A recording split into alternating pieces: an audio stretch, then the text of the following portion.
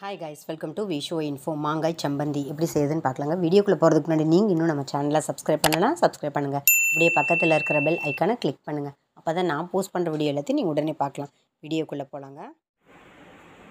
மாங்காய் சம்பந்தி செய்ய தேவையான பொருள்லாம் பார்க்கலாங்க. மாங்காய் கட் பண்ணி வச்சுருக்கேன். வெங்காயம், இஞ்சி, காரத்துக்கு பச்சை மிளகாய், தேங்காய், கருவேப்பிலை, இது எல்லாம் தேங்காய் எண்ணெய் ஊற்றி வதக்கிட்டு அரைச்சிட வேண்டியது தான். தண்ணி ஊற்றாமல் அரைச்சிடணும்.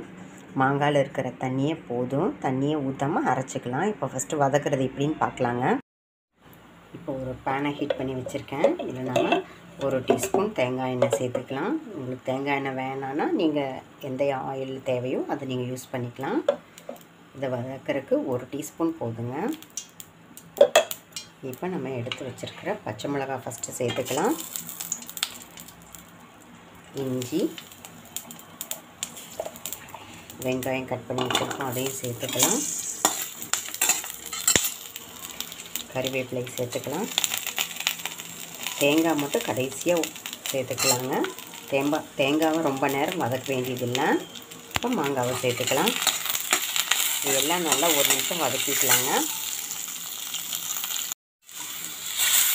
பாருங்கள், இந்த அளவுக்கு வதங்கினா போதும். இப்போ தேங்காய் போட்டு ஒரே 1 செகண்ட் போட்டு எடுத்துக்கலாங்க. நம்ம எடுத்து வச்சுருக்கிற தேங்காவை போட்டாச்சு. இதை ஒரு தடவை நல்லா மிக்ஸ் பண்ணிக்கலாம். இது நல்லா ஆற வச்சு தான் அரைப்போம். இது தேங்காய்க்கு ரொம்ப சூடாக வதக்க வேண்டியதில்லை. இப்போ இது வதக்கின சூட்லேயே தேங்காய் சூடேறினா போதுங்க. இப்போ அடுப்பு ஆஃப் பண்ணிடலாம். ஓரளவுக்கு ஆறினதுக்கப்புறம் அரைச்சிக்கலாம். இந்த ரெசிபிக்கு தேவையான உப்பையும் இப்போ சேர்த்துக்கலாங்க. மிக்ஸ் பண்ணி ஆற விட்டுறலாம். இது நல்லா ஆறட்டும். இப்போ இது நல்லா ஆறிடுச்சுங்க. இதை மிக்ஸி ஜாருக்கு மாற்றிக்கலாம். ஆறுனதை மிக்ஸி ஜாருக்கு மாற்றிட்டோம். இப்போ இதை நல்லா அரைச்சிட்டு காமிக்கிறேன். சூப்பராக அரைச்சாச்சுங்க. இது ஒரு பிளேட்டுக்கு மாற்றிக்கலாம். பாருங்கள், இந்த மாதிரி சூடான சாதத்தில் நாம் ரெடி பண்ணி வச்சுருக்கிற மாங்காய் சம்மந்தியை போட்டு சாப்பிட்டா அருமையாக இருக்குங்க. ட்ரை பண்ணி பாருங்கள். ரொம்ப சூப்பரான, ஈஸியான, டேஸ்டியான ரெசிபி. மாங்காய் சீசனில் இதை செஞ்சு பாருங்கள். குழந்தைங்க ரொம்ப விருப்பமாக சாப்பிடுவாங்க. இதை பிடிக்கலன்னு யாருமே சொல்ல மாட்டாங்க. இதில் ஜாஸ்தி ஆயில் எதுவுமே சேர்க்கல.